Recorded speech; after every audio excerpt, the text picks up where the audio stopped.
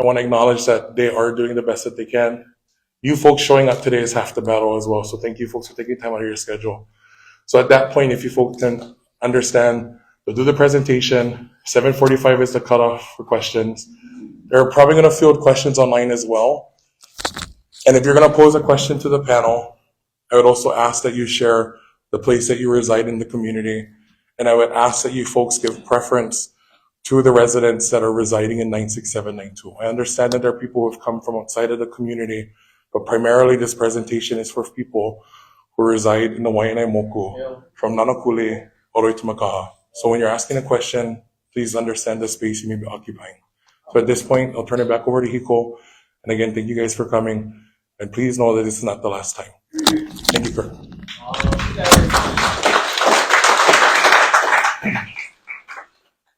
Mahalo, everybody, for joining us tonight. This is the live streaming portion of the meeting. We were having a Talk Story Q&A prior to this, and so just welcome to everybody who is joining us live. Just wanted to say mahalo again for your time. We know that everybody's very busy. As Rep. Kila mentioned, we also have partners from Honolulu Police, Honolulu Fire. We have community representation also from Ka'ala Farm, Eric Enos, Pauline Sato from Malama Learning Center. They've been working on wildfire mitigation in the Waianae Moku for a long time. And what we're talking about here tonight is what a program dealing with our energy system, with respect to the ignitions and reducing the potential for ignitions. And we know that there's a lot more to it to reduce the potential for wildfire in the community. And we are wanting to work with the community in other ways, not just this power shutoff, as one of the community members mentioned. There's a lot more upgrades and improvements we need to make to the energy system. And we also want to get behind what the community is working on. We know there's a lot of good work being planned in the area of installing things like fire breaks, native plant reforestation. Like I mentioned earlier, we'll talk a little bit more about some of the federal funding that we've received to make these upgrades. And then that allows for getting behind community-driven projects. And so that's going to, we'll share more information about that as well. But really, again, for those joining us, we're here to share information tonight about how we're expanding our wildfire safety strategy to include what's known as Public Safety Power Shutoff, so the acronym is PSPS. We all know that wildfire is a top hazard currently in Hawaii, and that we have an important role to keep our communities safe. We may preemptively shut off power in areas that are at high risk during periods of high winds, low humidity, and drought to reduce the possibility of ignition from our electrical equipment. We understand that turning off electricity is a disruption and a hardship for many communities and businesses and public facilities, and we're working very closely with first responders, critical service providers, emergency management agencies to do this in a way that keeps people safe. A PSPS could last as few as a couple hours or a couple days. It's possible that we don't need to do it, but we want to be prepared. If we can show the first image, please. And so as mentioned, we are not planning to shut off power on July 1st. That's just when we're going to have a program in place to be ready to do so if needed. And this is from July through around the end of the year when it starts to get wet again. So as many of you have maybe seen prior to coming to today's meeting, we have maps on our website, www.hawaiianelectric.com/PSPS. And you can see the areas that are impacted by this program. We just today launched a new version of a Google Map style where you can see the areas that are impacted by this. And when you look at that map, it doesn't mean that that entire area would be shut off in the event of this weather emergency. We're going to be using weather information and to look at things from a circuit by circuit basis. So it may be more likely where it's just one or two circuits that get impacted versus the entire colored area. That still is possible in an extreme weather condition, because again, and what I had shared with the group earlier was that we're looking at those drought conditions combined with very high wind speeds, 45 to 50 miles an hour and higher. And so those are the types of conditions that would need to be experienced before we de-energize. And we're going to keep power on until that. But we're also going to give you as much notice as we can. This is based on information that we're getting from the National Weather Service. So many of you, when you see on the news, high wind advisories, high wind warnings, those usually come a few days in advance. So if we know that that warning is coming, and we also know that it's a very dry season, or the drought conditions are very low, then that's when we start to establish what we call the incident management team. We start to get ready. And that's when we share that information with all of you in the community, our first responder and emergency management partners, and we all start to get ready together. And so that's what we'll be talking about tonight. You know, in the areas that were selected, it's not only Oahu, it's on Maui County as well as Hawaii Island. And for those joining us from the neighbor islands, those maps are all available on our website. When you go to that map on hawaiianelectric.com/PSPS, there's a feature you can put in your address, and it'll drop a pin, and it'll show you whether or not your address is in the impacted area or not. So we do encourage everybody to check that out when you can. Apologize, it took us a while to get that system up and running, but it's up as of today. And so I thank all of you for your patience. As mentioned, we were at the Nanakuli Neighborhood Board a few weeks ago. We're going to be at the Waianae Neighborhood Board next week, Tuesday. We're going to be at, later in the month, we're going to be at the Nanakuli Hawaiian Homestead Community Association meeting. And we'll keep coming out as long as you'll have us, and we'll keep talking story, we'll keep sharing information. This is not the only meeting that we're having. I thank all of you for coming out tonight. For those who may have received a notice, everybody who is a customer that is in the impacted area would have gotten either an email or a letter from us, depending on what you have in your system, in our system. It's also a reminder, if you have updated your information, if you have a new cell phone or new email address, to please contact us and to update your information so that we can contact you. And that's, again, we just wanted to remind everybody about this program. When you look at the maps, you know, we take a lot of things into consideration. It's, you know, things like fire history, historic wind data, fuel vegetation, infrastructure, egress, Frankton Highway, you know, having single points in and out, and the location of our equipment. And we're also installing what's called sectionalizers to reduce the impact so that not as much people are impacted. Somebody earlier had mentioned or asked what else is being done to the system. This is an image that that was shown, and right here on this board, about the combination of things that we're doing. So I'm not going to talk about every single one tonight, but a lot of it involves hardening the system, replacing the poles, replacing the power lines, installing monitoring equipment, doing more frequent inspections of our equipment, and pairing that with vegetation management and hazard tree conditions. There's a lot of investment that's being put into this, and a lot of it is coming thanks in part to federal funding that we're receiving. And there's opportunity that comes with that federal funding. As I mentioned, it also gives us the opportunity to support community-driven projects in the area of fire break installation and native plant reforestation and other things the community would like to see to make the community safer with respect to wildfires. Our next slide, please. And so again, this is the area that's shown here on this map. And again, we have a better version of this that's on our website. So I encourage you to please visit when you can. And it's, even though it looks like a large area here, it's really showing the area of impact and where our circuits are located. But if you look, when you go onto that map, there's 2,700 customers out of all the leeward coast. It is not the entire leeward coast that is under a PSPS. We're also keeping Farrington Highway is out of the impact zone. We want to keep the traffic lights going.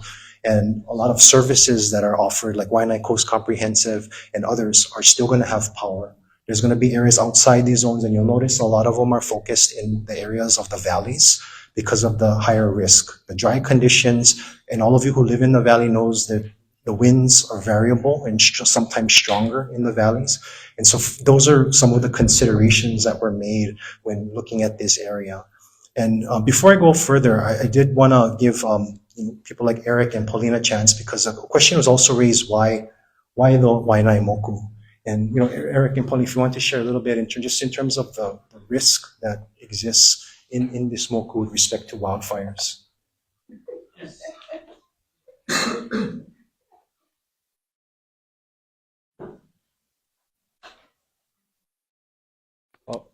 Hello, everybody, and mahalo for coming out. Yeah, so, the fire. We've been dealing with fires for a long time. Yeah, my name is Eric, and I live in Makaha, but we're at Kala Farm, and we're at the back of Waianae Valley, and we've been working that back of the valley for the last 40, 50 years. And we've seen the weather change and we've been under a lot of fires. 2018, it started right outside our gate and 9,000 acres burned, and it was deliberately set, and we were trapped up there with 2 school buses, and we couldn't get out of the valley. We had to, because when I called the fire department, if they come up right away, they can put the fire out. And when I called the fire department at that day, they told me all fire units were in Makaha because somebody lit a fire in Makaha Valley. Yeah. So because the fire was threatening homes, they said, oh, it's just grasslands. And I says, but we got 2 school buses trapped. It's trapped because if you ever bought up Waianae Valley Road, what's on the side of the road? Cars, tires, propane tanks. The whole road was burning. There was no way that 2 school buses could get out. So what happened, we had to gather all the children inside the hale, pule, and we said, if the fire jumps up, because the wind pushes down, yeah. And the wind was strong that day, 40 to 50 miles per hour wind, yeah. So, so we had to go, just in case the fire would creep up to us, we had to go into the hale, pule, like I said, and said, if the fire jumps up to us, the hale won't burn. Our hale burned before. It burned 15 years ago, the Lu'ulu'ule fire. Navy. It burned in Lu'ulu'ule. And because the guys who, it was the guys who were doing maintenance, yeah. Because I know the firefighters said these guys were there and the fire started. It hopped over the ridge and it came down behind us up at Kala. It burned our hale, it burned the whole back of Waianae. So that was 15 years prior to this, yeah. So we've had that experience, yeah. And the heat of that fire is amazing. We had aluminum ladders inside the hale. I could pick it up with one hand. It melted. I mean, the heat is amazing. Yeah. So, we've been at the middle of fires, but anyway, we did go up in there and we told the children and the parents, okay, if the fire comes up, go into the lo'i. Immerse yourself in the lo'i and hide in there because that'll save you. Yeah. And sure enough, because the fire at the Lu'ulu'ule fire, the lo'i was saved because of the water system, yeah. But anyway, so we did fight the fire. We had to go down below, and with buckets, we were able to keep the fire from jumping. So we've had a lot of experience with fires, yeah. So anyway, I'm going to turn it over to Pauline right now. Mahalo, Eric. I know we feel like we don't want to take up precious time, but it's to give you more background context. Like, why are we talking about wildfires in Waianae? And my name's Pauline Sato, born and raised on Oahu, not in Waianae, but I've actually been working in this moku for over 35 years, and I'm in this classroom every day teaching Waianae keiki about malama aina. So it's definitely really important to us. And 2 years ago, there was a fire right here. When did it start? 4th of July. So we were using this classroom, but we couldn't because it was all smoke, yeah? So we had to evacuate for over 2 weeks in our summer program. So it's real. It's real. And what we wanted to show, just for context, is a 5-minute, it's a compilation of different videos we've done to help educate people about the issue. And it's not just how fires start, but what is at risk. And for my background, I'm an Aina advocate, native species, that kind of thing. So we talk about that because sometimes people don't think about that. It's like, okay, the house is burning. Yeah, that, of course, number one priority. But what happens afterwards? Yeah, what happens to our native species that the culture is built on. So, Kanani, if we can show, it's a 5-minute video. It's a compilation of about 10 different videos, but just to show all about Waianae, why we're concerned about fires. Yeah, and just to be clear that, it's the urban interface, because the Waianae Moku and like in many other leeward areas, all the homes are up against dry grasslands, yeah. And so these dry grasslands are all volatile. And because if a fire hits that, it's at rolling hills. It's going to burn, and that's going to hit the homes. Lahaina will get repeated. We were very fortunate that did not happen in Waianae. So we were able to, that 2018 fire, once one home is hit, that's what happens. The homes are all so close together, everybody going to go. And the fire department fighting fires, they can't get to you. So lahaina can happen. So we got to be ileo, we got to be maka'ala. And so there's a lot of strategies that we're working on. So this is just one of many strategies. And what do you do? How do you prevent it? So, we don't have time to talk about it, but there'll be more time later. And so we're trying to work it together. We're trying to work on solutions, because everybody can tell you what's wrong with the system, but we got to figure out how to deal with it. And the arcing, that's how the Lahaina fire started. Nanakuli Valley, you see the power lines going up into the valley, the high winds. All the Nanakuli valleys were started by arcing. And we're up in the valley. We have a project up way in the back of Nanakuli. So it is an issue, the arcing, the fire, what's that Paradise Fire on the mainland? Arcing, yeah. High winds and the poles, and then they light, so there are strategies to deal with it, but then it is complicated, it's complex, raises a lot of issues, but we got to figure solutions out. So anyway, go ahead.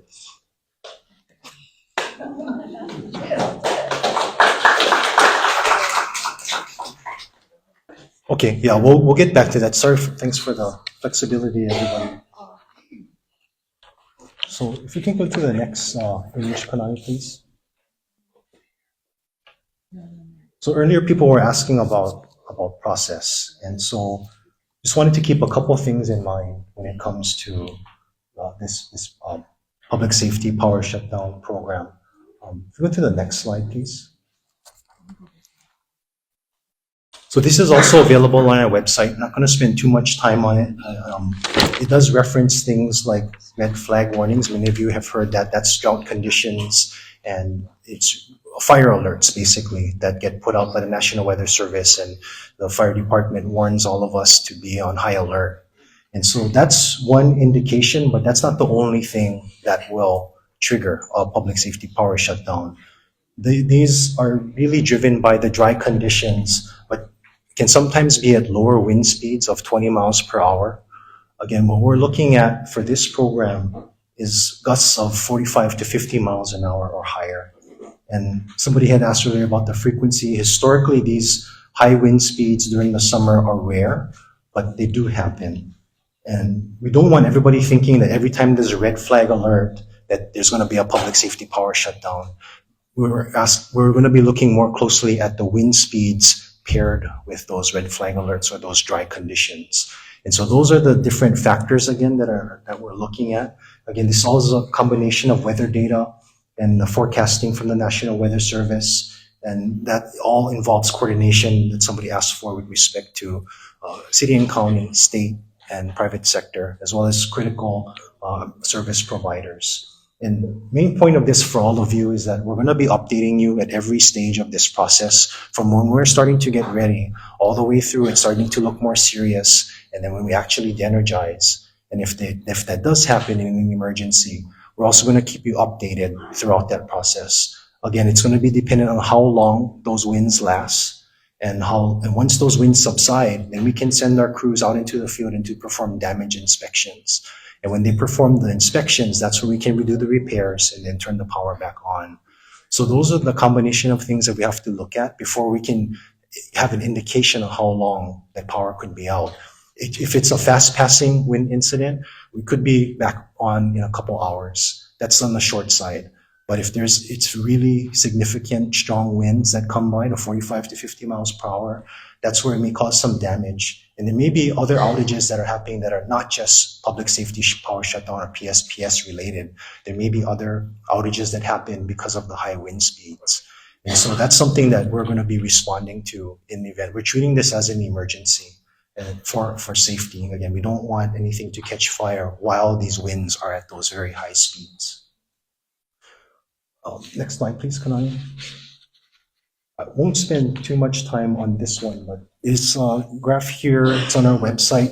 The main thing I want to share with you is that it's not just the data that we're relying on. We're also going to be sending our employees out into the field to perform visual inspections prior to this program being put into place. So they're going to be looking for visual signs of fire. They'll also be having monitoring equipment themselves that they'll be carrying in the trucks. And so this is just additional data points that we'll have. And we're also installing weather monitoring stations on our system as well. So again, the hope is that we can give this notice 24 to 48 hours before the shutoff. But again, it all depends on weather, and that's where it can sometimes happen on very short notice. And then again, this just shows the restoration process once we deploy our crews. And this is the last part, and we're going to open up for questions shortly. It's just again a reminder to those who are joining us on the live that the best way to prepare is to be informed, to sign up for alerts. Again, making sure your information is updated. You can do this on our website. For those who have mobile devices, if you download the Hawaiian Electric application, you can opt in for emergency alerts, and you can be notified that way. In August, or later, we're hoping to have a new software system to provide additional notifications. So we'll be ramping up the communication in the event of something like this. So we're just right now encouraging those customers with medical needs to make sure we have your contact information. We're working with all our government partners, the medical service providers, food distributors. We're all gonna be activating in these types of incidents to support community. And on Electric, we're gonna boost what those service providers are offering. So, I mean, those who may not have the app, or also can follow. For those who follow social media, our Facebook, Twitter, they'll all have this information posted in real time.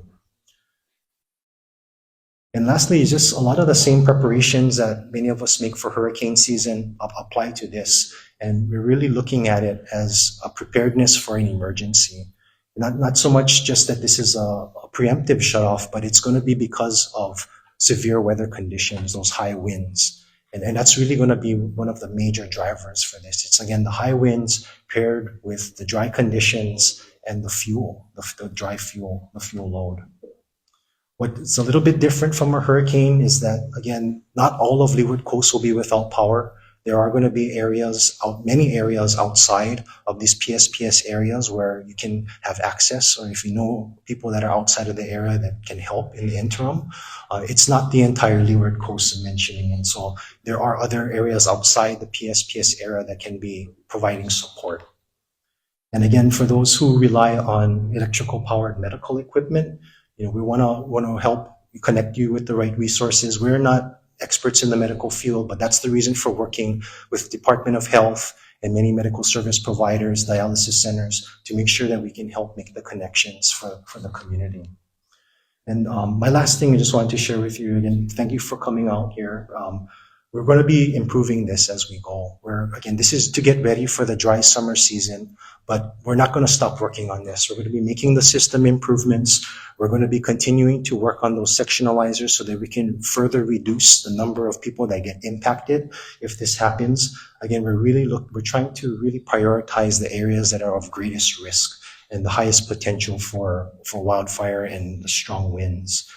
This is just one component of many things that we're working on. And again, I can't mention enough how much we do want to get behind what the community is doing. There's a lot of efforts that are being undertaken by Eric, Pauline, and others in the community, building fire breaks. Many of you may live in fire-wise communities, working with Hawaii Wildfire Management Organization. We'd like to be a part and help in that area as well. And that's the last thing I'll share before opening up for questions. Just want to thank all of you for coming out tonight.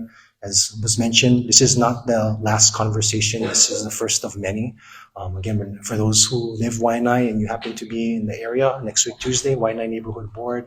Those in Nanakuli will be at the Nanakuli Hawaiian Homestead Community Association meeting at Kawaihona. We got invited to a community event at Waianae Elementary School, a back-to-school event. And anything you think that would be helpful, we'll be there. So I just want to thank you all again for coming out and open up for any questions. Okay. For the question part, I understand that there are probably people who cannot stand. So this is how we'll do it. You're able-bodied. That side will be the line for questions. We'll cycle through people who are standing and for people who may be sitting.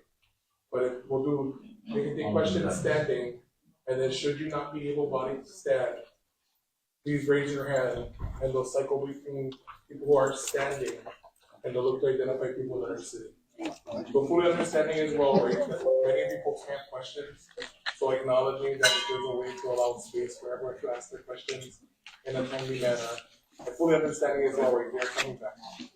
But So if you folks can line up on that side if you have questions. And then Kupuna as well, if you folks have questions, please raise your hands and then we'll cycle back and forth between there, sitting. Thank you. Okay, let's show the video.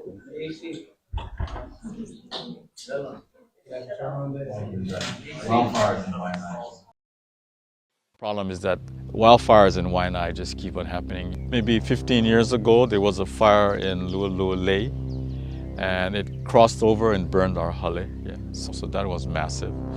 But the 2018 fire was, we're up here, and during the summer, we had two school buses down inside here, and somebody lit the fire along the edges of our road coming up. Yeah.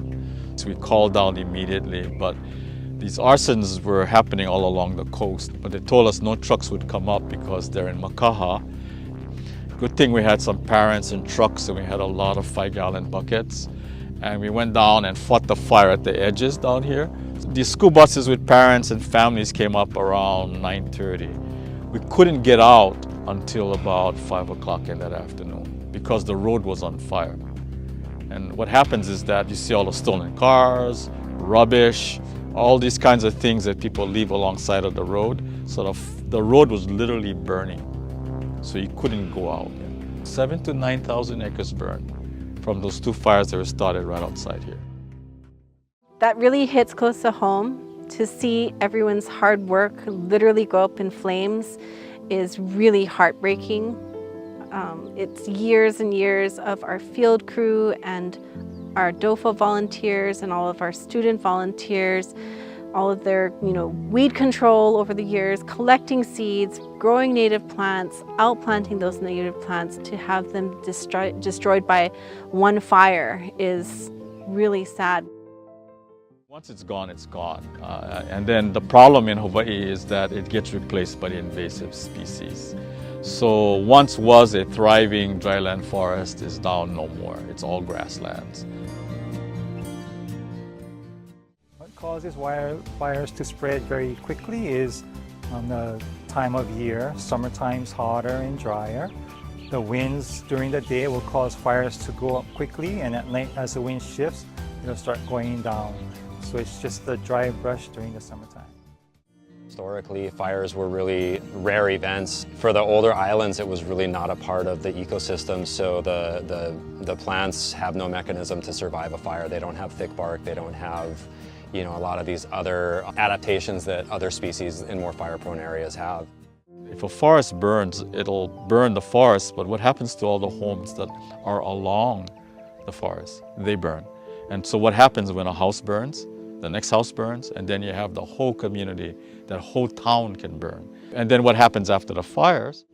Nothing to protect that soil. And then you have the mudslides and the floods.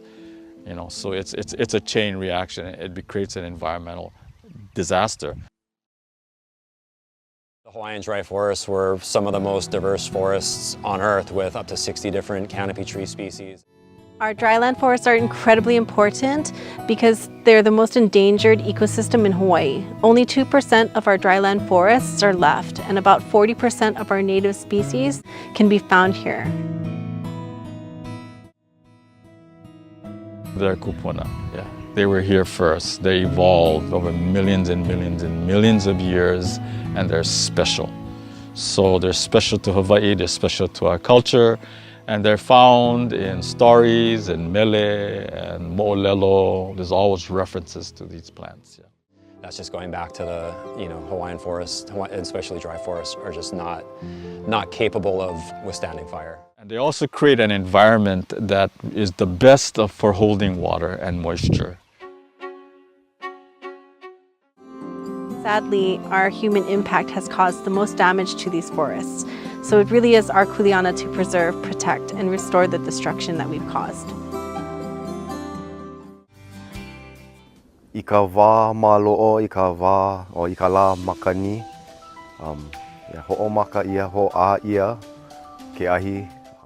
And that's why environmental education is so important, conservation education, because people that burned the forest never went to a aloha ina class. They never understood what the importance was. They don't have any value of it.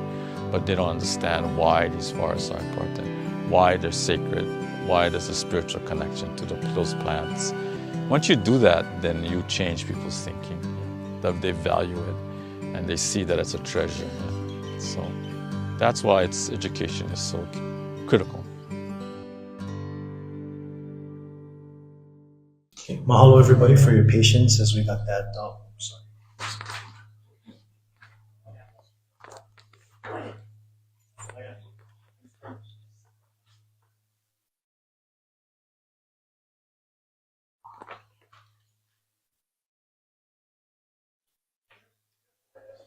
We can now open up for questions, and a good suggestion.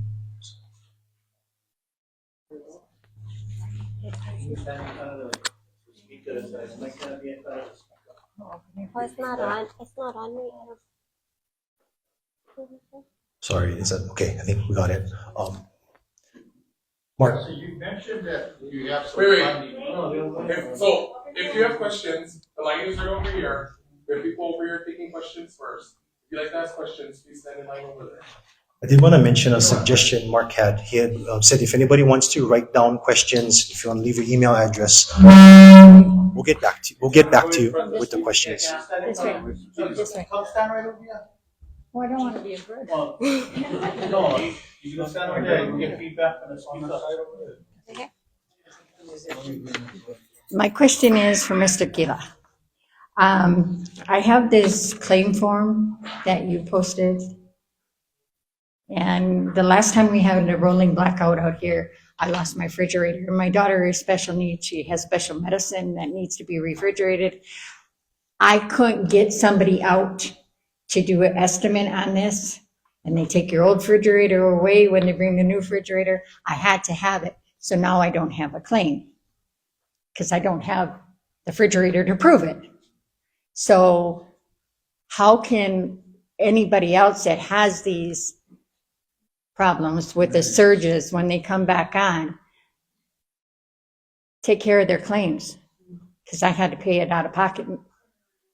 And it wasn't, I had to pay for all her medicine again, all the food that I lost. So is there another way? Wait, are you posing the question to me? Yes. Okay, so I shared that on behalf of HECO, right? Okay. So Yes, the question claim. will be posed to HECO Okay. on the claim process Yeah. that they have in place. So the question Okay. is if you can answer that correctly. Yeah. When it comes to surges in the case someone's power is happening, and he cannot keep her fridge or show damage, how do HECO meet her where she's in? I'll take that back. I'll work with you to get your contact information, and we'll work with our claims department. I'm not familiar with. This might be a little fast. Is the road in the back, if we ever do have a fire, the tsunami road that's never been open, would that be open? Because my daughter she only has one lung. She cannot be around that much smoke. She'd have to be evacuated out of here. Is that road ever going to be opened? Okay, I don't want to change the subject from the. No, but it's to get out of the fire. Right, so. One way in, one way out. HPD has the keys, and they've opened it in the case of an emergency. The question would be yes, in the case of an emergency, they will open it. When? Because we've had plenty of times that we could have got out of here. So HPD defines an emergency that is life-threatening. They've said a traffic fatality that is not posing life-threatening is not the justification. But in the case of evacuation, it will be open. Okay, because I've seen this whole side of the mountain. I live over here in Miley, and it was all on fire, and I wouldn't be able to get her out of here. Yeah. So And the tsunami road is right in the back. Yeah. So what, And then I the call efforts that HPD and are have them open it for us? I'm sorry? Can I call HPD and have them open it for us? They are the ones that are making that call. So what has happened, the most recent incident that happened, which Spring tonight was shut down in April. HPD and HMD coordinated to go up to Lolo to open the road for 30 minutes. That was the last time it was open from my understanding. So they do have the keys, and there is much more protocol in place for the opening of the road in the case of an emergency. Okay. And HAIMA is the authority that works directly with the county police to implement them. But on another subject, the target date right now is April 2025 to have full-time access for them. Oh, wow. Okay. So that is the plan with DOT. But I would invite That'd be that awesome. conversation on another town hall in July at Malakuli High School. So please feel free to join me there. Okay. They can give you an update. But Auntie, Kurt, can you identify who she can give her information to about the fridge? Yeah, I'll work with her right now. Yeah. I'll get with you later. Thank you. Okay. Okay. Are there any kupuna that had questions that would like to stay seated? Sure. I just want to respond to the emergency access. We're working on Lu'ulu'ule Kolekole Pass.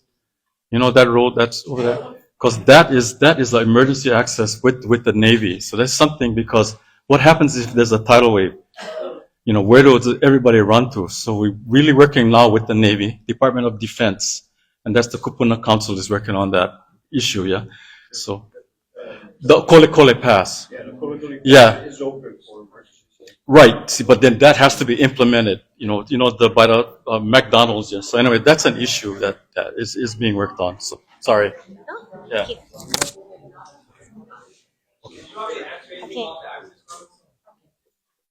Yeah.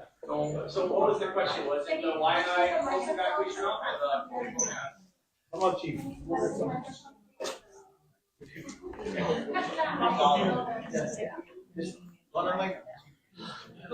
was the question?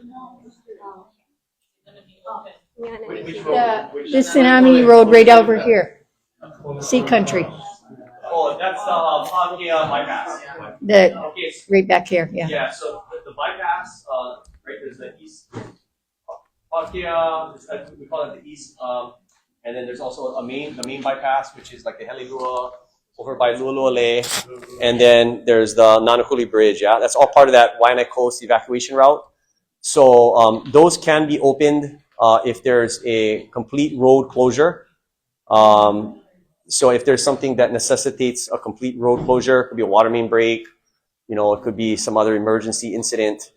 If it's just backlog of traffic because of a power outage, they would not be open for that.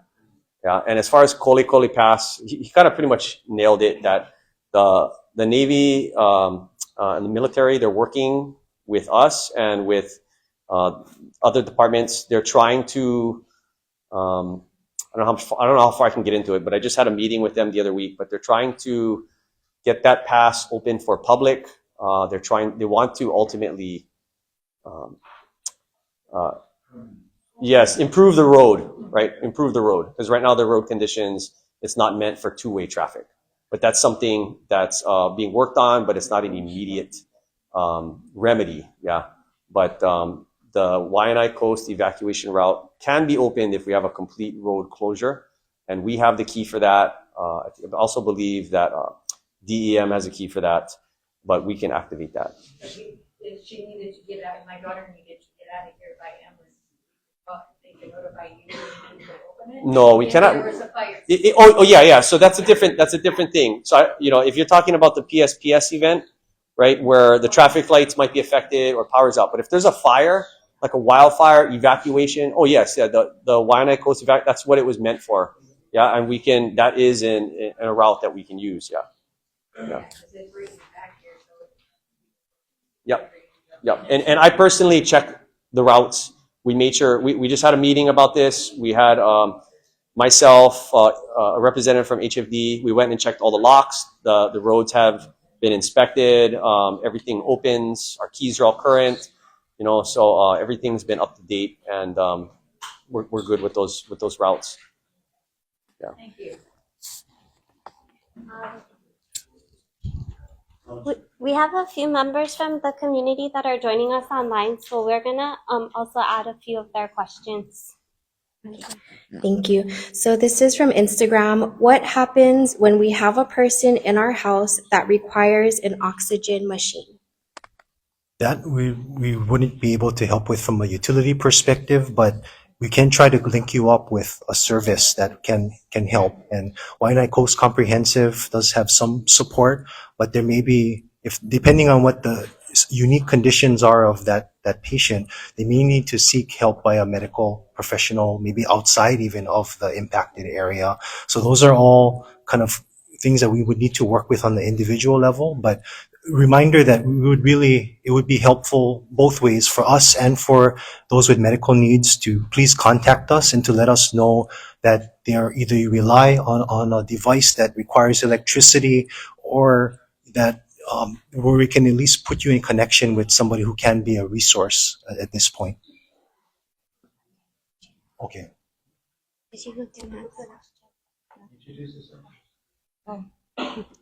Okay, my name is Sherry Okendo. I live in Waianae. I received your letter, the notification, okay? So, my initial reaction, and even now, is anger. The reason for it, let me give you a little background. I've worked in the airline industry since 1987, specifically in compliance, rules and regulations, maintenance. So we perform regular maintenance on our aircraft to mitigate all risk to our crew, to the passengers, to cargo, to the aircraft. We do all that we can to mitigate anything like having your whole airline shut down. So with that, Lahaina, we've seen videos, many of us here have seen the videos of those power lines that were hanging and touching those dry bushes, right? Bushes rather. And sparks happened, fires happened. Okay, I'm not saying that that's what destroyed Lahaina, I'm saying that it added to it. Now, why is it, and forgive my French, but the piss poor planning of a lack of maintenance for the Waianae coast has now become the community's emergency? Why is it that HECO has not taken better steps to mitigate the risk to the community? This is a huge impact that you're talking about. You're saying that it could happen, it may not happen, but either way, you folks have already put this plan into place. This is what your solution is, when your solution could have very well have been maintenance of these things, so that none of us here would even have known that this could be a situation. You know what I'm saying? Like, you earlier had stated that you folks are going to be having people going out into the community doing visual checks, right? So you folks are putting this into place on July 1st. So that means you guys are doing this in 4 days, which means that if we took lessons from Lahaina and we had done this way back, even say in December, already you guys putting people out into the community to see where those low-hanging areas are, to see the poles that are so corroded from the inside out that need attention. Why wasn't that done then? Why is this the solution, the only solution it seems that you folks could bring to us? This is unacceptable, this is ludicrous.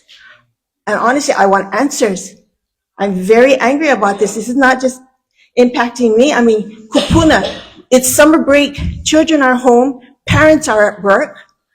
Now you're leaving them in a predicament of possibly losing power. Now parents trying to rush to get home to make sure that their keiki are fine. I mean, it's a huge impact. Why is this the solution? Point taken. Point taken. We recognize there's a lot of upgrades that will be, sorry for the volume, everybody. We recognize that there's significant upgrades that are going to be made to this side of the island.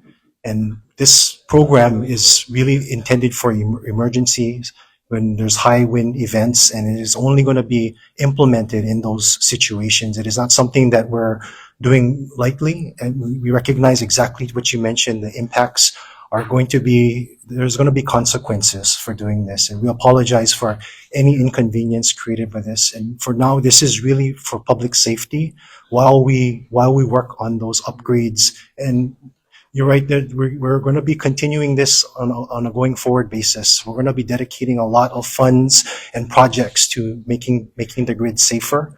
And that this program is, again, mentioned as a last line of defense, but it is really in these emergency conditions that we have this program to be in place where it can be preventing a worst case scenario where we don't want when those winds are at those very high speeds, the last thing we want is for any ignition to occur and to make that emergency worse.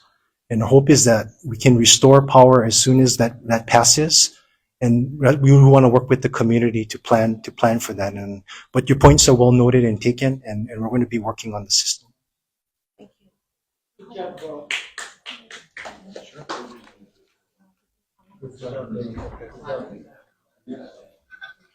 Hi, Kurt. David Corona, Maili resident. Thanks again for addressing some of those concerns from the board. And I went to the map. I've zoomed in on the GIS. I've even put my address in. And I'm not affected by it, but what I see is 2,700 customers. I think that's just a guesstimate. I don't think that the organization HECO can sit there and say it's only going to be approximately 2,700 when there's thousands more that live on the Leeward Coast here that I believe that may be impacted. I'm not sure. So that's more of a comment that I just think that when you say approximately 2,700 customers, I get the impression when I hear Leeward and I hear approximately 2,700, I just be cautious with that number and saying, and maybe think about adjusting that somehow, because I'm not being shown to be affected. Others in here may not be affected. I think Sherry just said she is affected, but she might not be impacted. So I just think we want to be cautious with that number. But my point here was that, and I understand you're doing what you're having to do here for this, and I know it's going to happen on July 1st. My concern is that it takes, even though you might have a spark and it might start something, I look for the city and the state to put forth efforts in their easements, their brush control on their properties, and I'm curious if they're working in partnership with you with that, because we've been having communication at our neighborhood board now for several months in each meetings, and there's comments made about why haven't they started clearing the brushes in the areas, and this is just not a Maili area, but we're talking the whole coast, so it's a partnership. So it isn't just HECO, it's the city taking care of their easements, it's the state taking care of their lands, it's even the property owners taking care of their properties and they're helping for their neighbors. So it's all collaborative effort, but my concern is, and that's a comment, and finally I'm getting to my final point here, is if there's an event and you can shut down, but you can't stop a lightning strike, you can't stop an arson, you can't stop somebody during a red flag alert, something may happen. During a red flag event, I would expect that the city and the state resources completely direct themselves to Leeward Coast and be on ready standby and have the resources available to be on site in the event if something were to happen during those events. Not just all HECO, because you can do so much, but the city and the state need to really be aggressive in this as well. And I haven't heard anything about that from the governor or the mayor about it. So I'm just putting that out there. I don't really need a response to that. The only response I would like to hear is that the state, at the highest level, the governor, because it's not just affecting Oahu, Leeward only, it's affecting all the other islands as well. So what's the governor's plan in this, and how is he mitigating this? And not just the mayor for all of our other easements. Thank you.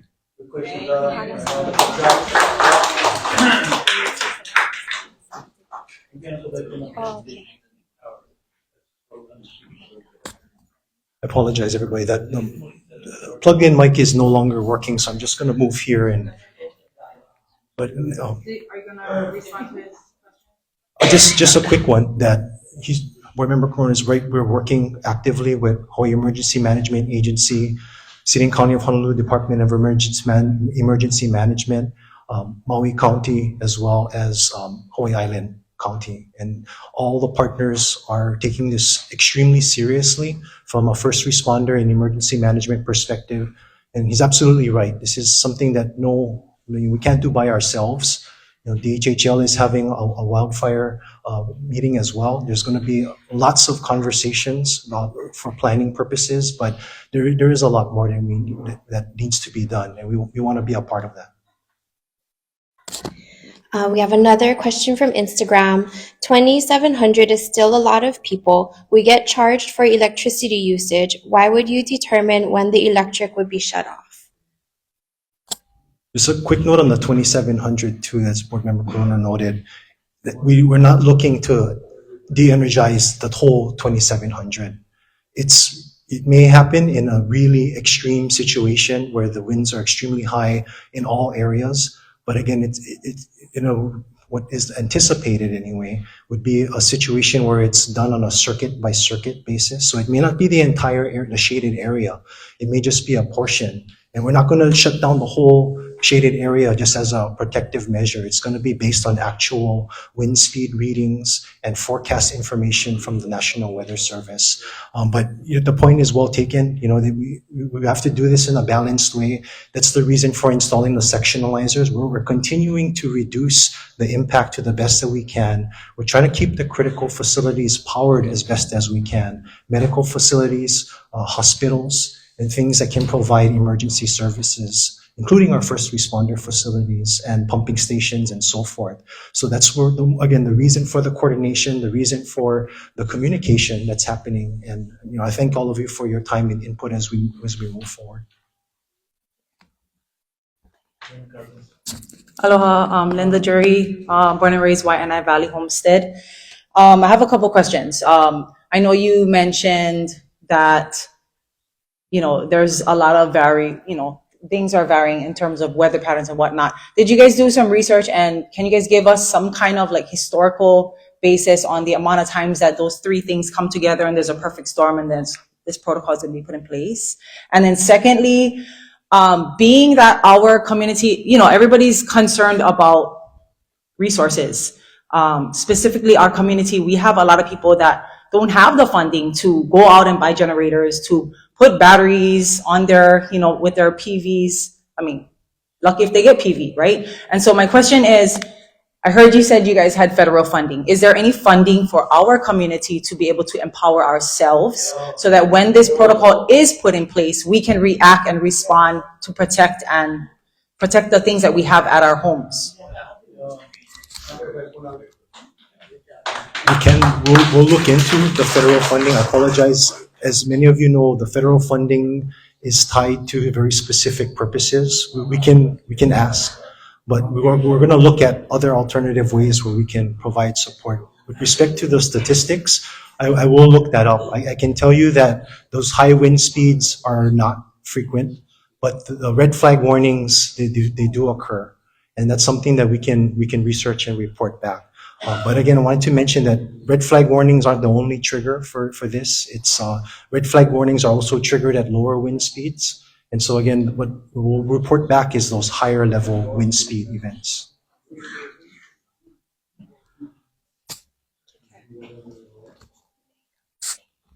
Another question from Instagram. What's going to happen with families who live in the breathing machine when the electric goes out in Waianae?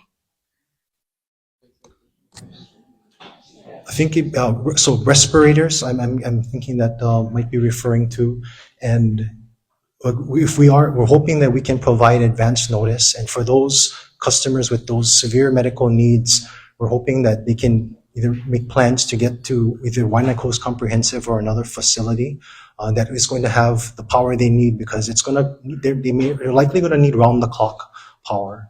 And that's something we want to make sure that we connect them with the right resources and we properly plan for. But that's not something that we would be able to support. We don't have the medical experience nor the equipment that they would need, but we want to help make those connections.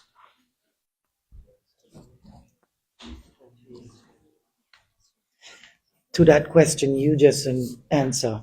So how would that help the people? Yeah, they get them to the comp, but who won't pay the bill? If they no more the medical coverage that they should have or normal people might have. But my biggest question is, I called HECO several times on my road. I live on a poo-poo road behind my likai over here. And I called 3 times, 4 times, told them I get leaning poles that is leaning more than 45 degrees. Those poles is still leaning. You guys worried about the whipping winds? What about the poles that falling down? Had one fall on Hakimo Road, Pakea Road.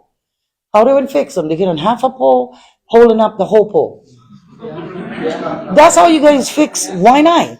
Get one more on Hakimo Road at the stoplight. Half a pole, holding one whole pole. And then I live on a poo-poo, which is off of Pakea. And I've been asking them for put lights. You put street lights on our road. We're not gonna have all those people dumping their rubbish. We don't can even drive at night. How many times get how you call that? Bumpers, transmissions, bolts on the side of the road. I had to go emergency take my husband the other night. I almost hit the damn bolt. Nobody cleaning other than Andrea Tupola. We need help. And I need the poles fixed before the thing fall on us. Please. We'll take your address and we'll follow up on that poll. We'll follow up, and I apologize for that. 3 on our road. Okay. Only on the left side, on the right side. There's 2 on the left side. Okay, I'll meet up with you, get your address, and we'll follow up. Thank you. We have also from Instagram, what if you work in these areas but not live there? Is there a way to get notified by HECO? And is this just through hurricane season or all year round? So the notification system, yes, you don't have to be a Leeward Coast resident to get notified. Anybody can sign up for alerts. You can also follow in the social media accounts. You can have access to all of those alerts. So those are all accessible for anybody who needs them. And so the same thing goes for the mobile application I mentioned. If you have a mobile device and you install the app and you opt in for the notifications, you can receive the same notices that everybody who's impacted in the Leeward Coast will receive. And Christy, sorry, the second part of the question, can you remind me what the? Is it all year round? All year round.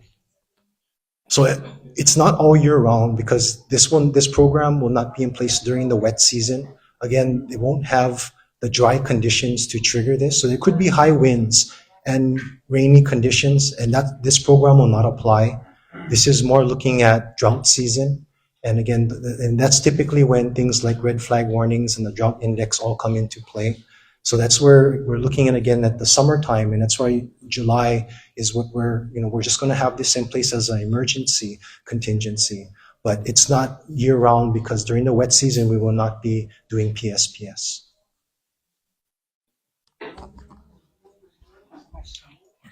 Hi, let me introduce myself. My name is Blessing Star de la Cruz. I am Diplomatic Minister of Waianae, the Kingdom of the Hawaiian Islands. I have a couple of questions, but I'm asking this question as a personal. I live in Miley. I'm also disabled, so I am required to have electrical machinery, which costs me $350 every month, and you're going to shut it off.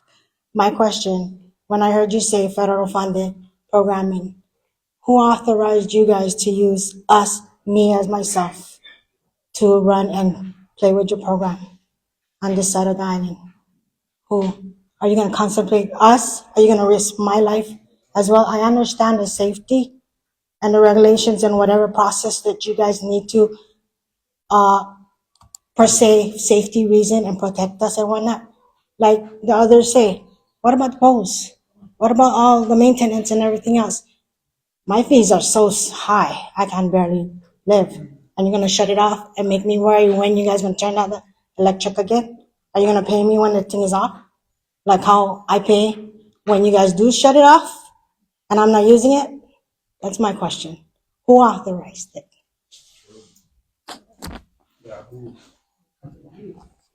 So authorization wise, it's something that we're able to do for safety purposes, but we're also going to be accountable to the Public Utilities Commission with respect to this program and the triggers. So we're not going to be doing this without having accountability with respect to these indicators. So wind speeds, that's going to be a transparent process where that's something that we're going to have to report on after.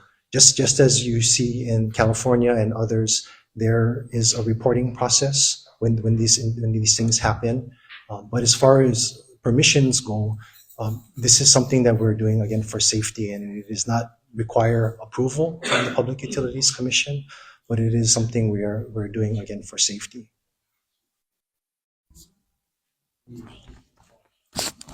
Hello, my name is Frank Montez. I'm born and raised in Nanakuli, and I live in Waianae. I had a letter from you guys. I'm pro PSPS. Pro means I'm for it. We have a plan that's going to help us out. You know, we live in what? Nanakuli Valley, Luolele Valley, covers Maili, Waianae Valley, Makaha Valley. That's all residents. If we cannot have one plan for stop the fire and the thing wipe out Lahaina, can wipe out every district, or can wipe out whatever district the fire is in. So I'm for this program because it's a plan to stop the thing. I retired construction, union construction. When PS starts off with public safety, safety is always number one in construction. So safety is for us. Everybody blaming Hawaiian Electric. Everybody got to be involved, like brother was saying, the state, the city, everybody got to come together to solve problems like this. You know, we residents, we here to support our program. They're going to help us out. If you guys get medical issues, you guys got to do you guys' homework. You guys got to get plan B, plan C, plan D, especially if you get medical situations. We all got to do our planning. We all got to be ready for things like this when a thing happens. They're not going to shut the electric for nothing. There's always a reason why they're going to do it. That's why I pro Hawaiian Electric for them coming out. You know, I don't see the state, the city, I don't see them over here. But I'm glad you guys coming out to make one program for the people of Waianae Coast.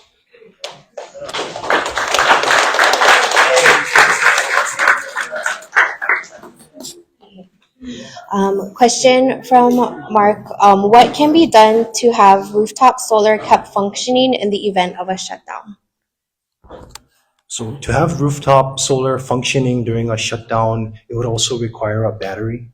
And so when you work with your solar installer, you can have it programmed to run off battery and to be disconnected from the system when de-energization occurs.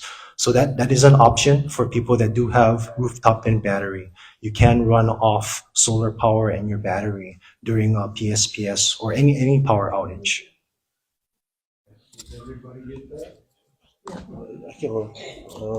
How's it? My name is Sean Souza. I just like share, like brother was saying, the guy that was speaking, some people know more of resources that you have. So you gotta listen. I get a good job. I make plenty of money and I struggling. What about the people who don't have? I know you make one plan for this. We live Waianae our whole life. The mountains burn every summer. Nobody's house can burn down. I know, but I know that you make your own plan for this because Lahaina. But this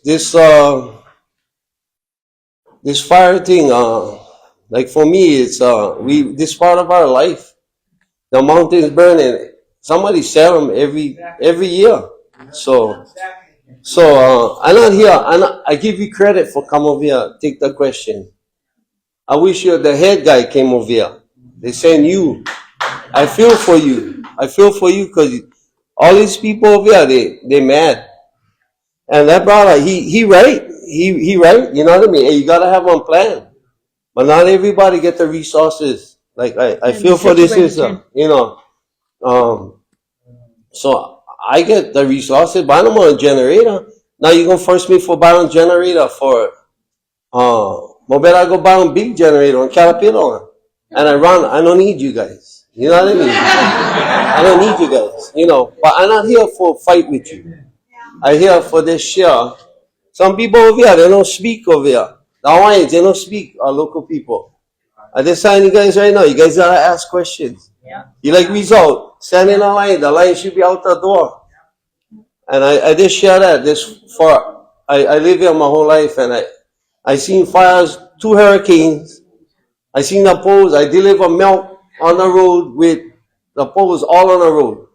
The milk gotta go in.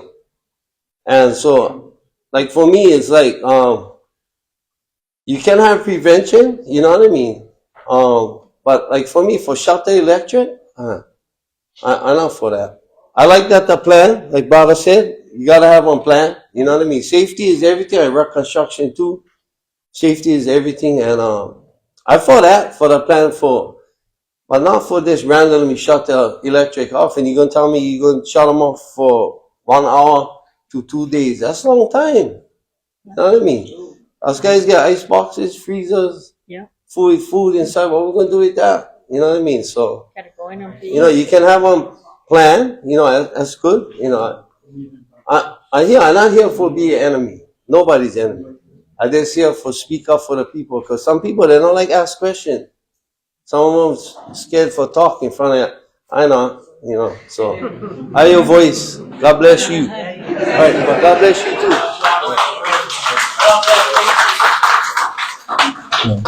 Mahalo for that, and you're right, and that's something we're not taking this. You hear that loud and clear. That is not something that we'll be taking lightly. I appreciate everybody who is coming up and sharing their questions and concerns. We take this super seriously. We're not going to shut it off without having it be an emergency and having those conditions in place. It's not something that we're going to take lightly, and I just appreciate you sharing that. Thank you. The solar. You're saying about the solar. I have 36 panels on my house because my daughter's needs are extensive. Plus, I got a generator. I do have A, B, C, D, and E, F, G. I have them all. And when you have a situation like that, since she was born, you plan for that. But you're saying you need to have a backup battery, but I use it all. Is that going to affect my panels? Going to shut it down? Because I don't have it. So her question was, she has a good amount of panels on her system, battery and a generator. Would the PSPS affect her panels? A lot of it depends on how your installer programmed it. Because if you have it hooked up in a certain program or configuration, your battery will charge even though you don't have grid power. It'll just keep charging. You can use the battery a day, depending if there's enough sunlight to charge it. Okay, we have another question. What are things citizens can do to protect the electrical grid? Report overgrown, report defective poles, anything else? Yes, that absolutely to reporting. I mean, I want to follow up with the woman who raised the leaning pole issue. We're going to make sure that gets followed up on. Thank you. And vegetation as well. We have on our website information on how to report overgrown vegetation. We are performing more drone, those unmanned surveillance of our lines and equipment, and that is also going to be keeping an eye out for vegetation. But that is something that is also a part of this program that we're doing, and it's also going to involve a new element of removing what's known as hazard trees. And so those are trees that are not deep rooted, that tend to blow over in high winds. And so we're going to be looking at removing those hazard trees as well. Hello, I'm Josiah Jury. I'm born in Macau, but raised, now I live in Waianae Valley with my wife. My question is, we're looking at you guys' slideshow, and what I didn't see, and maybe I missed it, was, I look at Hawaiian Electric, and you guys are in the business of electric, but we're talking about fire mitigation. So where is the subject matter experts, like the consultants, or how are you guys coming up with all these solutions? In this room, we're looking at electricians, and in that room, we get like fire experts, and are those people at the table, and who is it that Hawaiian Electric is using to help this matrix to create that this is the best practice for fire mitigation? Or is that something just done internal from you guys? Is there a consulting? And then one more thing for follow-up is just that, I feel like it's important that, we kind of being shared this right now, but obviously like there's people who get ike and knowledge about what's going on, and we kind of wish that this would have happened before, not a week prior, because a lot of the information, like how some of them are saying that, some of us can walk you right through the road. We always get on, we get stuff's happen, and it may or may not be under the post. So it's kind of unfortunate that now we have a voice in the community. But really, the question was, who are you guys working with to know about the leeward coast and our concerns on how that's going to affect from the electrical standpoint? Josiah, for the question. If I can ask my colleague Mark to help me out with this question, because we are working with experienced wildfire experts and engineers that have implemented this program as well as looked at fire history, mapping, and all of those different elements. Mark is in charge of Hawaiian Electric's long-range planning, and we're developing a strategy, a wildfire safety strategy. And so that's something that involves a lot of those experts that Josiah referenced. And it's not, just one utility. We're talking to a lot of different people who are in utilities that have been doing this, and fire scientists. Some of you are familiar with Clay Traornick from University of Hawaii. And we're using as much information as possible. Mark? Yeah, thanks, Kurt. So we have been working with some of the local experts, talking with the fire department, Clay at the university, but we've also engaged with experts from the mainland that have done a lot of this work in California, which is considered best practices right now. California's kind of been at the forefront of wildfire mitigation for the past probably 10 years. So we've retained some of those experts to help us come up with our plans. Mark, what about Waianae? Kupuna they get Iken, like compared to Pula. We get plenty Kupuna residents that know about. Mahalo. Can you open to that? Yes, absolutely. Absolutely. One right here. Yes. One right here. No, and we understand that there's a lot of historical knowledge, cultural knowledge in the community, and that actually we welcome that as part of the planning. So mahalo for that. Yes, absolutely.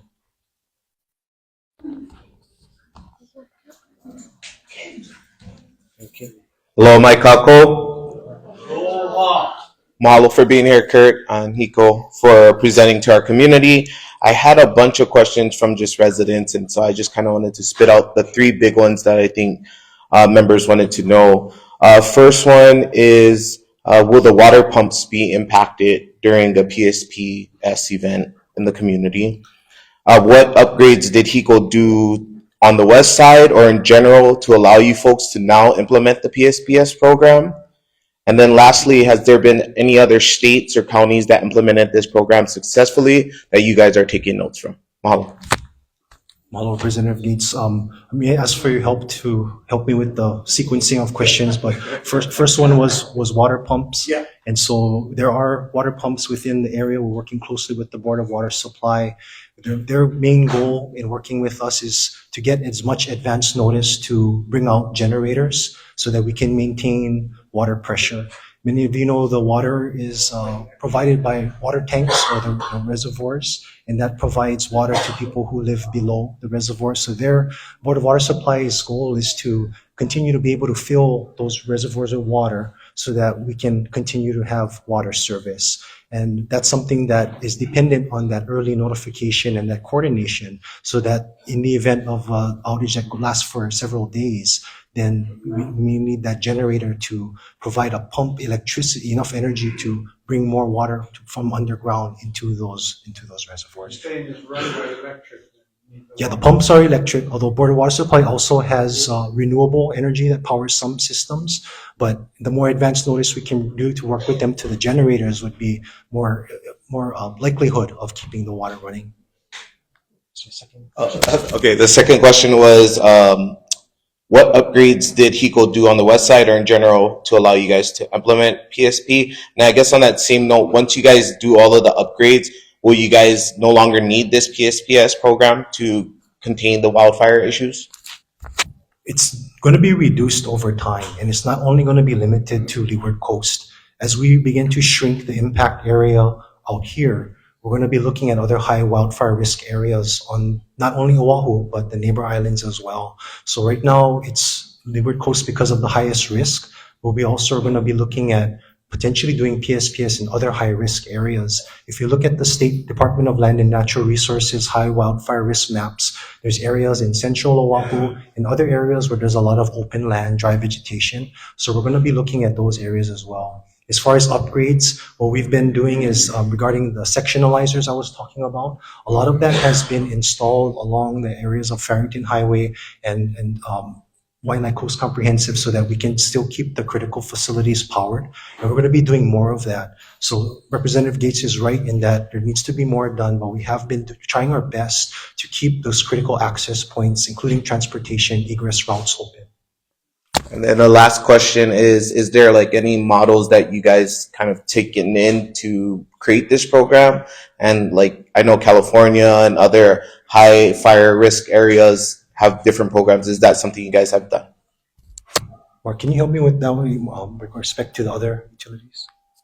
Yeah, I think there's a lot of like models and like fire science and meteorology behind a lot of the things that will help you mitigate some of these impacts.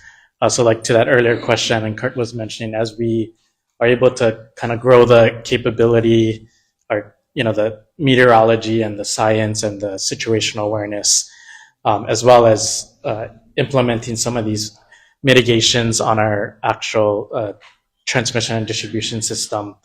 The intent over time is to hopefully be a little bit more surgical or be able to do PSPS less frequent than in the earlier years. So a lot of that takes time to develop. And so, you know, we're working as fast as we can to implement some of those capabilities to reduce the impacts. And to what the community members have raised, we want to pair that scientific information with the cultural historic knowledge as well. So absolutely, that's going to feed into this strategy that we're developing. So just wanted to thank for mentioning that.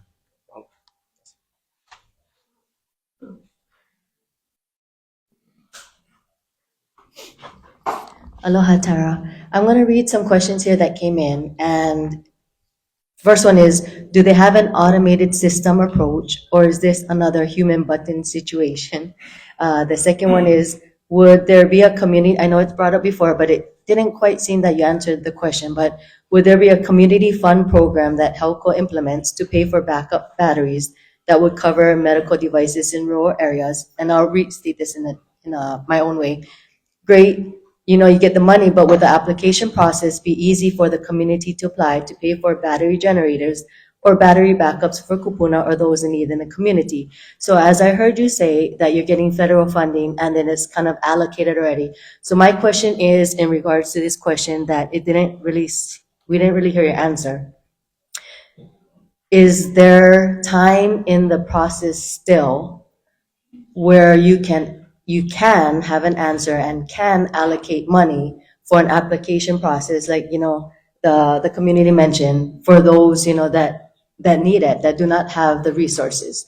So that's my first question. And the second part is, you mentioned the Hawaii wildfire management. So I'm going to kind of mention maybe like the elephant in the room, that when we see what happened with Lahaina, that organization, it's a nonprofit, and supposedly worked with, like, you know, all the entities, you know, with the fire and police, and then even the governor had a press release in which even him and Don Chang mentioned that, oh, fire season is coming up, and it was dated, I believe, July, that press release. It's on like that website, you can find it. And still, the fire happened, it was not prepared, it was like the biggest emergency system, no sirens went off, nothing happened, just there was supposedly the United States emergency management person here before, you know, the fires happened. So all of that was put into place. All of that was practiced for many years worth. And all of this sounds really nice, but in actuality, what happened? And is this going to be another one? So I'm still having just kind of, can't quite put my finger on it, but it's nice on paper and in practice, but if all that was in place and still that happened, what's to say that this is not going to happen as well, in addition to the community is being left out with resources and being able to receive that funding as part of this plan, in addition to, like the other lady mentioned, the maintenance, you know? So kind of, is there a process? Is there a place in the funding and that elephant in the room, if you can address it? Mahalo. We'll definitely look into the medical needs, some type of program to support that. You ask about the application. Yes, we can look into an application that can support that program. The second part of the question was regarding the the work that was done with Hawaii Wildfire. Sorry, can you hear? Test, test. Yeah. Sorry about that. Okay, hold it closer. The second question was regarding Hawaii. Because the Hawaii Wildfire Management place, the governor, John Chang, that they knew all of this, and still it happened. The U.S. head of emergency was here before the fire happened. No sirens went off, so all of that was already, supposedly practiced. And here we have another plan. Yes, we need a plan, but what is it? What's missing? What's missing? How is this different? Lots of lessons have been learned, and you're right. There needs to be more done. I do, just in this recent experience, I feel like there's more involved agencies and partners, and it's unfortunate again of what happened. Don't have the words for that, but we are taking this as seriously as possible. We're working with as many people that are willing to work with us, as well as those who have been doing this for a long time. We're trying to leverage what people's historical knowledge are, as well as pairing it with the latest in technology. But there is a lot, you're so right, there's so much more that needs to be done. And I think that what's different is that we have a lot more people coming to the table to work on this. So can the federal funding be paired with EK? Yes, that's something that we can work with the community on, and we want to do that going forward.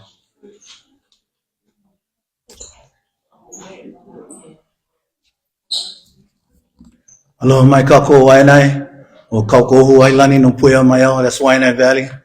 I'm glad that a lot of our community members came out and spoke and gave Ike, especially to my two classmates, Brother Sean and Sister Bessie, Class of 84 Waianae. But my question is for all of us over here.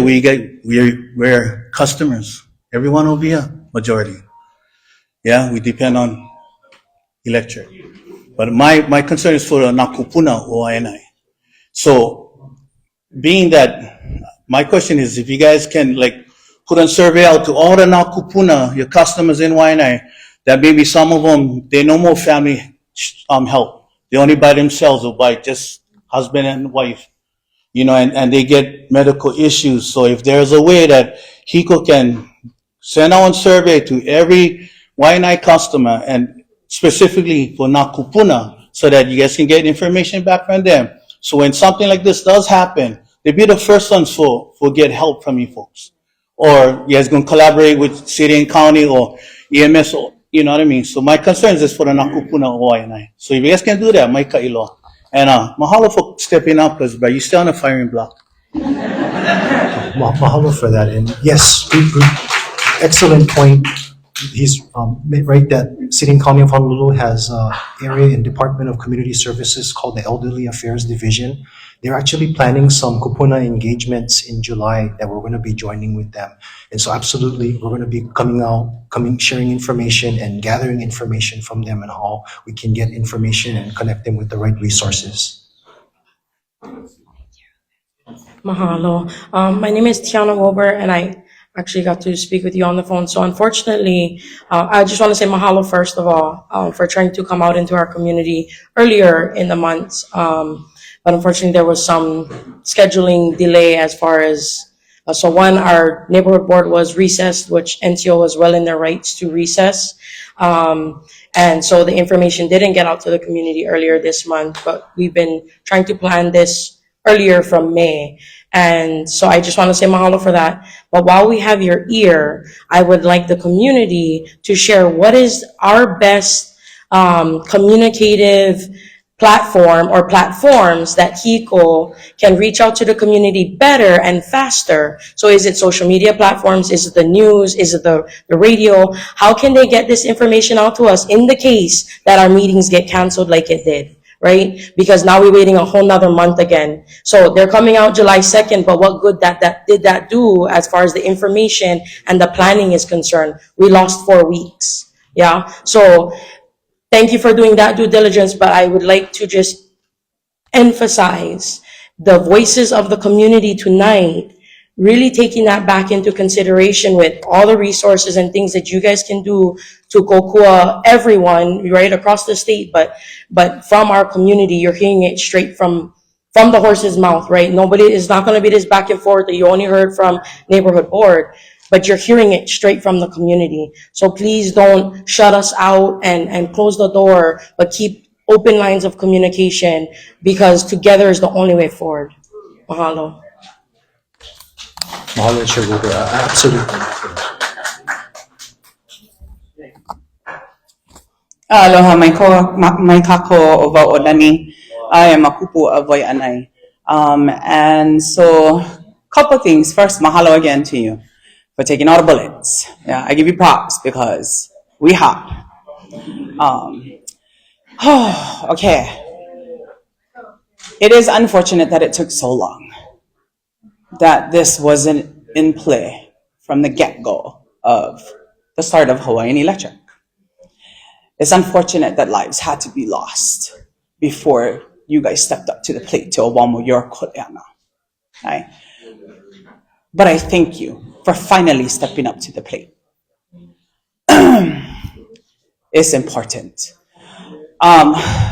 Kako, yes, they get kuleana, but we get kuleana too. We had a couple fire mitigation meetings last year, and we never have any more. Yeah, I don't know who would start that up, but we need to bring that back now. We cannot wait for this. We're already too late already. Yeah, we should have continued with that, but we all went drop the ball.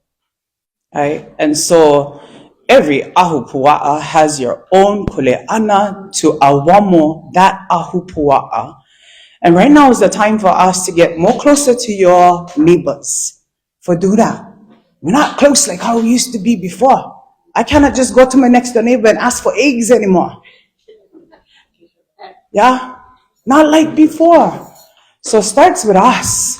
The kuleana really starts with us to start to open up and be better neighbors in our community. That's one. I am so worried about this whole time frame. Yeah? 1 hour, 2 hours, 3 days, 5 days, I don't know. I'm looking over here at this restoration part, and I'm hearing you get funding. You said something earlier about funding for solar or whatever batteries. Give all of us that no more. Help us with that. Yeah, use that funding for that. Yeah, so we don't have to worry, right? Because not everybody can afford that. Yeah. This part over here. Ooh, we're gonna put them on when it's safe. How we know not gonna be 3 weeks after all of this? That funding. Pay us. We can be your eyes. You say over here that you're gonna get your crews out for come and check where the issues there after all of this. We can help. Pay us. Yeah, that's all you gotta do. How long will it take for you to get from Nanapuli or wherever the things start all the way out to Makaha and have us wait? We don't like wait. We'd rather be in there doing them with you. Yeah, so work with us, help you, help us. Right? Waianae, mahalo.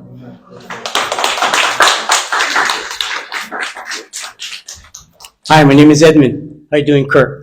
I'm pretty spot on it when we've been talking and what's been happening tonight.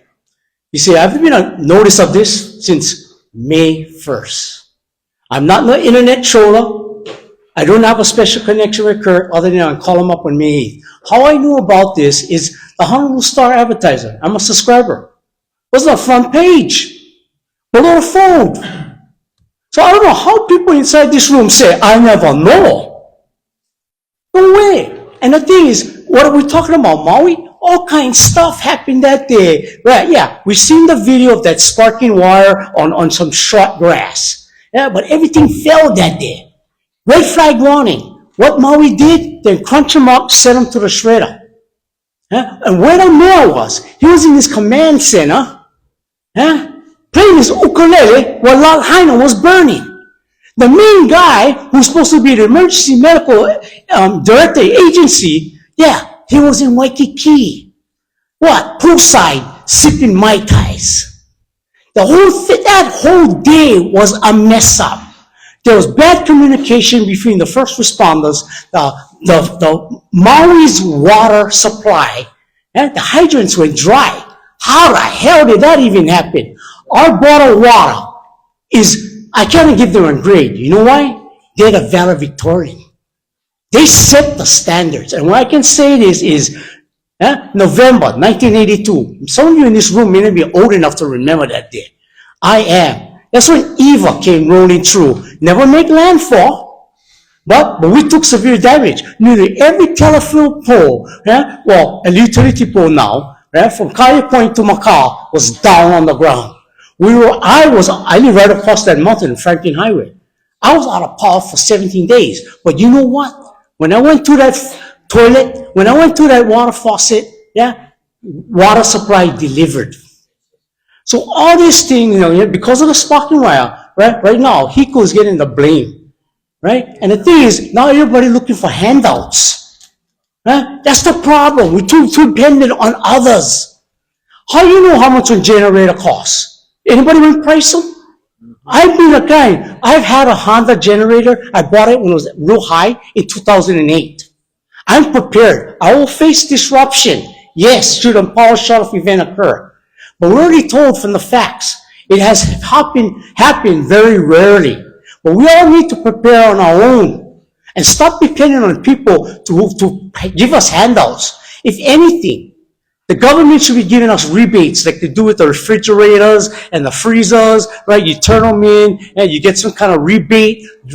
So there's generators out here now that you don't need gasoline. They're solar powered, right? So those are people who live in Macau towers who say, can I have one solar? Yeah, that's what gasoline operated one. They're solar powered now. People, we need to depend on ourselves because in the end, that's all we got.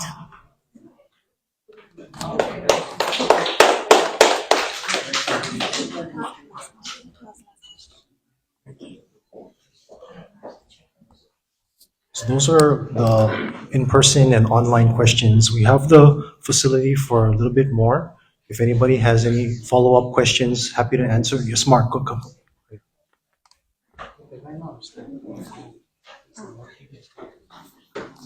I know I must have sent you about 10 written questions earlier, but I think for some background, we lose power often.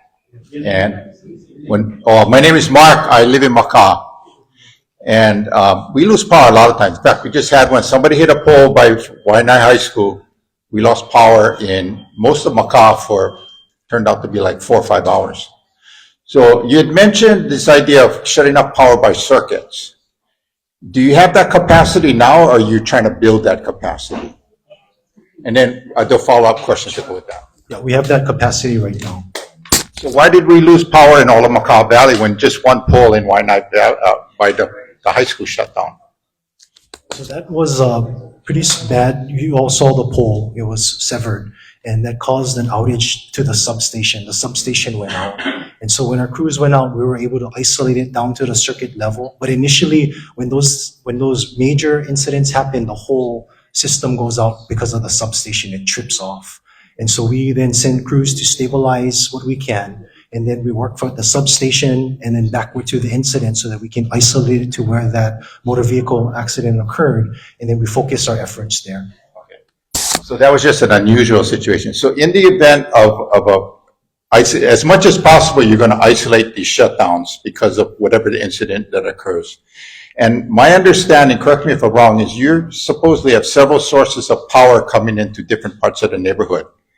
And ideally, you're going to have 3 sources at each spot. So if you lose power at one spot, you should be able to bring in power from another side of the island, the other side, right?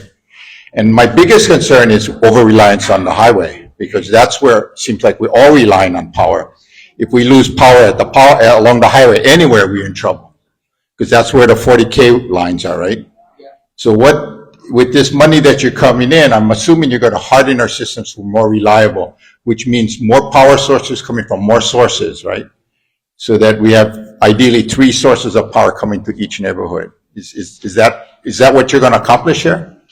So we're not looking at bringing in new power lines, Mark. We are looking at hardening the distribution and the transmission level lines. We want to keep the transmission lines still powered up. It's more at the street level that we're looking at those poles maybe more vulnerable to the winds and the lines touching and causing the potential for ignition. So that's what a lot of the funding is going towards. To your point, there will be, somebody brought up the issue of undergrounding lines. A portion of the funds will be used in strategic areas, egress areas to be used on undergrounding. But it's really a combination of all of what you mentioned. Correct me if I'm wrong, and that to me is our weakest spot. Everything is relied on the highway. Anything happen on the highway, we're dead. And then the other related question is, down poles are a big problem. So what can be done to mitigate the problem with down poles? Because people are afraid of the poles. Is it powered? Is it not powered? I mean, that's our big problem when poles go down. Well, other than the replacements themselves, Mark, I mean, like I mentioned, yeah. So those are the areas that we're prioritizing for looking at things like undergrounding, is where there's choke points for transportation. Those are going to be what we're focusing on. Sorry, everybody, I know we're running out of time, and I just wanted to thank you all for coming tonight again. We're going to be out still in the community. Going to still keep talking story, and we'll be following up with many of you who came here tonight. I just wanted to say on behalf of Hawaiian Electric, thank you all for coming out, we know everybody's super busy, and we appreciate you spending your time here, share your mana'o with us, share your insights, your questions, and just mahalo again for joining tonight, everybody. Really appreciate your time.